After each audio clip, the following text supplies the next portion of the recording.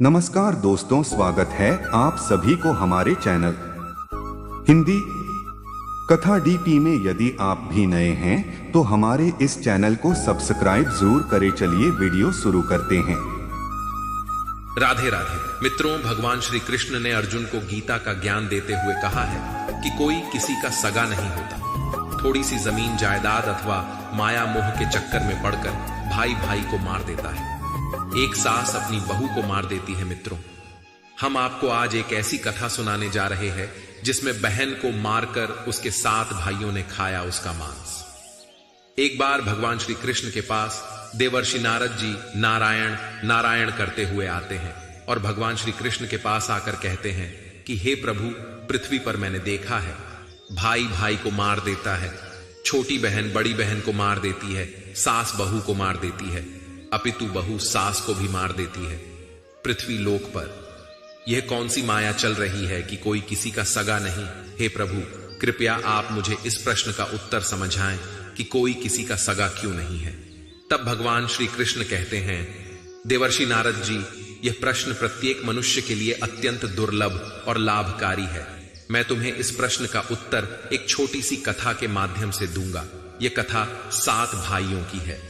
जब 7 भाइयों ने स्वयं अपनी बहन को मारकर उसका मांस खाया था, तब देवर्षि नारद जी कहते हैं, हे प्रभु, कृपया आप मुझे यह कथा सुनाइए और मेरी शंका का निवारण करिए। तब भगवान श्री कृष्ण कहते हैं, मैं आज तुम्हें जो कथा सुनाने जा रहा हूं वह कथा प्रत्येक मनुष्य के लिए अत्यंत दुर्लभ है। इस कथा को पूरा सुनना। तब देवर्षि नारद जी कहते हैं, हे प्रभु, मैं इस कथा को पूरा सुनूंगा। तब भगवान श्री कृष्ण कथा को सुनाते हुए कहते हैं, हे देवर्षि नारद जी, बहुत पुराने समय की बात है। एक गांव में एक दुखी परिवार रहता था। उस परिवार में 7 लड़के और एक लड़की थी। उन 8 के माता पिता जल्दी ही गुजर गए थे, तो बच्चों ने भी जल्दी ही अपनी अपनी जिम्मेदारियां समझ ली थी। भगवान श्री कृष्ण कहते हैं कि हे देवर्षि नारद जी, शुरू में सबको गुजारा करने में काफी परेशानी हुई थी, लेकिन समय के चलते सब कुछ उन्हें आसान लगे लगा था। अब उन्होंने मां बाप के बिना जीना सीख लिया था। भगवान श्री कृष्ण कहते हैं कि हे देवर्षि नारद जी, यह बात उस समय की है जब समाज के पुरुषों का काम जंगली जानवरों का शिकार करना और औरतों का काम सिर्फ घर के काम काज करना और बच्चों को संभालना होता था। भगवान श्री कृष्ण कहते हैं कि हे देवर्षि नारद जी, वह 7 भाई और एक बहन इस गांव में बड़े प्यार से मिलजुल कर रहते थे। दिन निकलते ही 7 भाई शिकार के लिए निकल जाते और बहन सबके लिए खाना पकाती थी और घर के बाकी के दूसरे कामकाज करती थी। भाई जब जंगल से वापस आते तो साथ में बड़े बड़े जानवर पक्षी आदि को मार कर लाते थे। भगवान श्री कृष्ण कहते हैं कि हे देवर्षि नारद जी, वह 7 भाई जो भी चीज लाते थे, बहन उनके मांस को बड़े चाव से पकाती थी और सब भोजन करके बड़ी तृप्ति का अनुभव करते थे। ऐसे ही दिन गुजर रहे थे। भगवान श्री कृष्ण कहते हैं कि हे देवर्षि नारद जी, एक दिन की बात है, 7 भाई जंगल में शिकार करने के लिए गए थे। शाम होने वाली थी। बहन सबके लिए खाना बना रही थी। जब वह सब्जी बनाने के लिए उस सब्जी को काट रही थी, तभी चाकू की तेज धार से उसकी एक उंगली कट गई।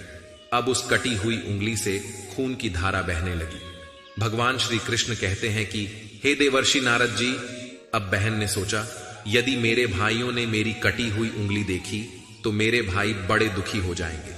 इसलिए उसने यह सोचा कि अपने भाइयों को यह बात नहीं बतानी चाहिए और उनसे छिपा कर रखना चाहिए।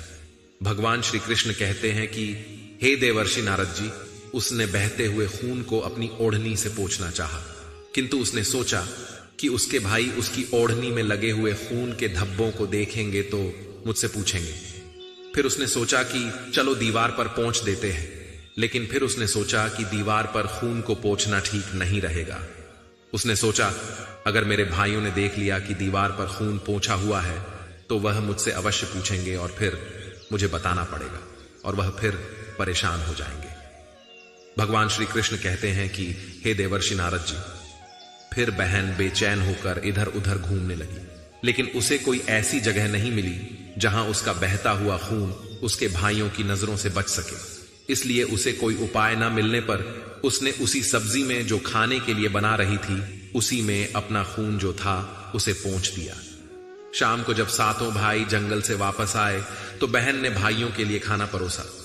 भगवान श्री कृष्ण कहते हैं कि हे देवर्षि नारद जी, आज सातों भाइयों को सब्जी बहुत ही स्वादिष्ट लगी। सातों भाई अपनी अपनी उंगलियां चाटते रह गए और अपनी बहन की पाक कला की तारीफ करने लगे। अपनी तारीफ सुनकर बहन भी खुशी से फूले न समा रही थी।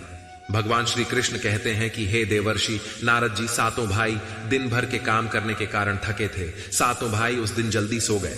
भगवान श्री कृष्ण कहते हैं कि हे देवर्षि नारद जी, अगली सुबह रोज की तरह वह सातों भाई जंगल को चले गए। जब वह थोड़ी दूर चले तो उन्हें प्यास लग गई।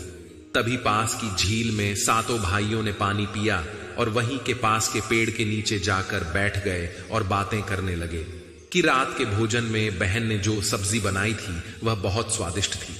सभी उसी सब्जी की चर्चा करने लगे। सातों भाइयों ने कहा कि इतना स्वादिष्ट खाना तो हमने आज तक नहीं खाया। भगवान श्री कृष्ण कहते हैं, हे देवर्षि नारद जी, वह सातों भाई कहते हैं कि आज घर चलकर इसके बारे में अपनी बहन से जरूर पूछेंगे और जानकर रहेंगे कि सब्जी में उसने ऐसा क्या मिलाया था जिससे वह सब्जी इतनी स्वादिष्ट बनी थी। शाम को सातों भाई जब घर आए तो दोबारा अपनी बहन की पाक कुशलता की तारीफ करते हुए कहने लगे, हमारी प्यारी बहन, कल रात की सब्जी में तुमने ऐसा क्या मिलाया था? भगवान श्री कृष्ण कहते हैं, हे देवर्षि नारद जी, बहन बताना तो नहीं चाहती थी क्योंकि वह सोच रही थी अगर उसके भाइयों को पता चला कि उसकी उंगली कट गई है तो मेरे सारे भाई दुखी हो जाएंगे, इसीलिए उसने कहा, कुछ नहीं बड़े भैया, सब जो रोज बनाती हूं वही बनाया था। तो उसका बड़ा भाई कहने लगा, प्यारी बहन, तुम्हें आज बताना ही पड़ेगा और मैं जानना चाहता हूं कि हमारी बहन ने इतनी स्वादिष्ट सब्जी कैसे बनाई। बड़ा भाई आगे कहता है कि तुम्हें मेरी सौगंध है बहन, तो तुम्हें आज सच्चाई बतानी ही पड़ेगी। बड़े भाई का सब सम्मान करते थे, इसलिए बहन को भी अब सच बोलना पड़ा। उसने धीरे धीरे सारी बात बताते हुए कहा, भैया मेरी उंगली कट गई थी तो बस इतना सा अपना खून सब्जी में मिला दिया था और ज्यादा कुछ नहीं। मैंने सोचा कि आप लोगों को पता चलेगा तो आप दुखी होंगे, इसलिए मैंने अपने खून को सब्जी में मिला दिया था। भगवान श्री कृष्ण कहते हैं, हे देवर्षि नारद जी, यह सुनकर 6 भाइयों ने मन में सोचा कि इसके खून की चंद बूंदें इतनी स्वादिष्ट है तो इसका मांस कितना स्वादिष्ट होगा। रात के खाने के बाद सातों भाई सोने के लिए चले गए। सातों में फिर इस बात की चर्चा छिड़ गई। बड़ा भाई कहने लगा, अरे भाइयों, खून की कुछ बूंदें हमारी बहन की इतनी स्वादिष्ट है तो सोचो उसके शरीर का मांस कितना स्वादिष्ट होगा। सबने बड़े भाई की हां में हां मिलाई, परंतु छोटे भाई को यह बात गलत लगी। उसने बड़े भाई का मान रखते हुए कुछ नहीं कहा और अगले दिन शिकार के लिए सातों भाई जाते हैं। भगवान श्री कृष्ण कहते हैं, हे देवर्षि नारद जी, उस समय सातों भाइयों ने योजना बनाई कि बहन को मारकर उसका मांस बनाएंगे और खाएंगे। बहन का मांस खूब स्वादिष्ट होगा। 7वें भाई को अपने बड़े भाइयों की योजना बिल्कुल भी अच्छी नहीं लगी। वह अपनी बहन को बचाने के लिए बेचैन हो गया। वह खुलकर इसका विरोध तो नहीं कर सकता था क्योंकि 6 भाई एक तरफ थे और वह अकेला एक तरफ शिकार करने के बाद सभी भाइयों ने मिलकर एक टीले पर बांस के पत्तों का एक चबूतरा बनाया जिसे चांद कहते हैं। भगवान श्री कृष्ण कहते हैं, हे देवर्षि नारद जी, उसकी योजना यह थी कि बहन को बहला फुसलाकर यहां पर लेकर आएंगे और तीर मारकर अपनी बहन की हत्या कर देंगे और उसका स्वादिष्ट मांस खाएंगे। भगवान श्री कृष्ण कहते हैं, हे देवर्षि नारद जी, अगले दिन बड़े भाई ने अपनी बहन से कहा, मेरी प्यारी बहन, अब तुम बड़ी हो गई हो और शादी के लायक हो गई हो। मैंने तुम्हारे लिए एक सुंदर वर की तलाश की है। आज हम उसको देखने जाएंगे और उसका घर भी देख कर आएंगे, इसलिए तुम भी हमारे साथ चलोगी। बहन शादी की बात से बहुत खुश हुई, तुरंत तैयार होकर भाइयों के साथ चलने लगी। भगवान श्री कृष्ण कहते हैं, हे देवर्षि नारद जी, चलते चलते जब बहन थक गई तो बहन अपने बड़े भाई से पूछने लगी, भैया मेरा ससुराल अब कितना दूर है? तब बड़ा भाई बोला, बस अभी कुछ देर में हम पहुंचने वाले हैं। और बड़ा भाई बोला, वह देखो बहन दूर से दिखाई दे रहा है। भगवान श्री कृष्ण कहते हैं, हे देवर्षि नारद जी, बड़ा भाई उसी टीले पर बने चांद को दिखाते हुए बोला, देखो मेरी प्यारी बहन, तुम्हारा ससुराल जहां तुम राज करेगी। यह सुनकर बहन आनंदित हो उठी और चांद पर पहुंचने के बाद बड़े भाई ने अपने छोटे भाइयों को आदेश दिया, अपनी बहन को एक रस्सी के सहारे से बांस के खंभे से बांध दो। भगवान श्री कृष्ण कहते हैं, हे देवर्षि नारद जी। सभी भाई मिलजुल कर फुर्ती से बहन को बांधने लगे। बहन ने अपने सभी भाइयों को हत्यारे के रूप में देखकर बहन का हृदय हाहाकार करने लगा। वह ईश्वर को याद करते हुए कहने लगी, हे ईश्वर, अब तुम ही मेरा सहारा हो। मेरे सातों भाई मेरी हत्या करना चाहते हैं। इनमें से एक भी ऐसा नहीं जिसके दिल में मेरे लिए दया और प्रेम हो। सातवां भाई द्रवित हो उठा। बहन की पुकार पर वह तड़प कर रह गया। 6 भाइयों का प्रतिवाद करने का साहस वह नहीं जुटा पाया। बहन को निर्ममता से बांधने के बाद बड़े भाई ने सबको बारी बारी से उस पर प्रहार करने का आदेश दिया। भगवान श्री कृष्ण कहते हैं, हे देवर्षि नारद जी। बड़ा भाई सबसे पहले हाथों में धनुष बाण लेकर जब अपनी बहन पर प्रहार करने को आगे बढ़ा, तब बहन भाई के सामने हाथ जोड़कर करुण स्वर में कहने लगी, मारो मारो भैया, छाती में लक्ष्य करके तुम्हारा तीर जंगल को जाएगा। भैया मारो मारो भैया, छाती में लक्ष्य करके भाई ने कठोरता दिखाई हुए तीर चलाया, पर उसका निशाना तो अचूक था, परंतु आज विफल हो गया। भगवान श्री कृष्ण कहते हैं, हे देवर्षि नारद जी। उसके बाद अब दूसरा भाई तीर मारने को तैयार हुआ।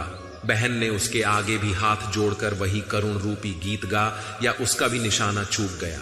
इसी तरह सभी भाइयों ने बारी बारी से बहन की छाती को लक्ष्य करके तीर मारने की कोशिश की, परंतु बहन हर बार यही गीत दोहराती रही। 6 भाई लक्ष्य भेद करने में असफल रहे, तो अब 7वें भाई की बारी थी। भगवान श्री कृष्ण कहते हैं, हे देवर्षि नारद जी। उस 7वें भाई से 6 भाई कहने लगे कि भाई पूरी ताकत से तीर चलाना और बहन को एक बार में मार देना। यदि तुम्हारा निशाना चूक गया तो तुम जिंदा नहीं बचोगे, हम सब तुम्हें मार देंगे। भगवान श्री कृष्ण कहते हैं, हे देवर्षि नारद जी। बहन ने छोटे भाई की जान बचाने के लिए अपनी जान न्योछावर कर दी और अपने छोटे भाई को बचाने का निश्चय किया। वह ईश्वर से प्रार्थना करने लगी, हे ईश्वर, मेरे भाई का तीर मेरी छाती भेदने में सफल हो जाए। वह फिर करुण गीत गाने लगी, मारो मारो भैया, छाती में लक्ष्य करके भैया, छाती में लक्ष्य करके तेरा तीर मेरी छाती भेद जाए। मारो मारो भैया, छाती में लक्ष्य करके भैया, छाती में लक्ष्य करके। भगवान श्री कृष्ण कहते हैं, हे देवर्षि नारद जी। छोटे भाई ने तीर चलाया, उसका तीर बहन के मर्म पर जा लगा। वह दर्द से तड़प उठी। कुछ देर तड़पने के बाद उसके प्राण पखेरु उड़ गए। सातों ने मिलकर अपनी बहन का मृतक शरीर नीचे उतारा। 6 भाइयों ने मिलकर बहन के शरीर की बोटी बोटी काट डाली। बड़े भाई ने 7वें भाई को जंगल से लकड़ी और पानी लाने का आदेश दिया। छोटा भाई पानी और लकड़ियों लाने के साथ साथ कुछ मछली और केकड़े भी ले आया था। वह अंदर ही अंदर बहुत दुखी था। उसके भाई बहन का मांस बड़े शौक से पका रहे थे। छोटा बहन के मांस के साथ पकाने को डाल दिए, जिससे उस छोटे भाई ने अपने खाने का जुगाड़ कर लिया। भगवान श्री कृष्ण कहते हैं, हे देवर्षि नारद जी। चावल और मांस तैयार हो गया। छोटे भाई ने पहले ही अपने बैठने के स्थान पर एक छोटा सा गड्ढा खोद लिया था। उसने अपनी बहन के मांस को चुपके से उस गड्ढे में डाल दिया और मछली और भात खाने लगा। बाकी 6 भाई बहन की हड्डियां चबाने लगे तो छोटा भाई केकड़ा चबाने लगा। जब सबने बहन के शरीर का स्वादिष्ट मांस खाकर अपना पेट भर लिया, तो बड़े भाई ने 7वें भाई को कहा कि झूठ को साफ कर दो। तब छोटे भाई ने जो बहन की बची कुची हड्डियां और शरीर के अन्य भाग जैसे सर, नाखून, पंजे, इन सब को इकट्ठा करके एक गड्ढे में डाल दिया और ऊपर से मिट्टी से ढक दिया। कुछ समय बाद जहां पर बहन के मांस के टुकड़े डाले गए थे, उस स्थान पर बांस का एक पौधा उग आया था। धीरे धीरे वहां पर बांसों का झुंड बन गया। भगवान श्री कृष्ण कहते हैं, हे देवर्षि नारद जी। एक बार एक संत आए और उसी बांस के झुरमुट तले छुपकर मलमूत्र करने लगे। भगवान श्री कृष्ण कहते हैं, हे देवर्षि नारद जी। उसी समय आकाशवाणी हुई, संत दुर्गंध आ रही है, संत दुर्गंध आ रही है। बार बार यह आकाशवाणी सुनने के बाद संत ने झटपट उस स्थान को साफ कर दिया। भगवान श्री कृष्ण कहते हैं, हे देवर्षि नारद जी। उस संत ने झुरमुट में से एक बांस को काट लिया और अपने साथ ले गए। उस बांस को काटकर उस संत ने एक बहुत ही सुंदर बांसुरी बनाई और वह उसे बजा बजाकर दिन भर लोगों के घर जाकर भिक्षा मांगने लगा और बदले में खूब सारा उपदेश देने लगा। भगवान श्री कृष्ण कहते हैं, हे देवर्षि नारद जी। एक दिन की बात है, संत भिक्षा मांगने के लिए उसी गांव में चले गए जहां पर उस बहन के 7 भाई रहते थे। जैसे वह संत बड़े भाई के द्वार पर गया, जैसे ही संत ने बांसुरी बजाना शुरू किया, उसमें से आवाज आई, यही है दुश्मन सबसे बड़ा, नहीं बाजों बांसुरी बड़े भाई के घर, नहीं बाजों रे बांसुरी व बांसुरी। आगे बोली, दया प्रेम सब छोड़कर रिश्ते में यही दाग लगाया है, नहीं बाजों रे बांसुरी, यही है दुश्मन सबसे बड़ा, बांसुरी से यही ध्वनि बार बार निकल रही थी। इस तरह की करुण आवाज सुनकर बड़े भाई के पसीने छूटने लगे। उसने अपने पत्नी से कहा कि इस योगी को तुरंत भिक्षा दो और यहां से विदा करो। उसकी पत्नी ने वही किया, योगी को तुरंत भिक्षा देकर विदा कर ली। इसी तरह योगी बाबा बारी बारी से 6 भाइयों के द्वार पर गए और उनके घर जाते ही बांसुरी ने स्वयं ही वही गीत बजने लगता। उन 6 भाइयों ने भी अपनी पत्नी को तुरंत ही कुछ भिक्षा देकर संत को विदा करने को कहा। उन 6 भाइयों के मन में डर समा गया कि कहीं अगर यह संत ज्यादा देर रुका तो पोल खुल जाएगी कि अपनी बहन की हत्या इन्होंने ही की है।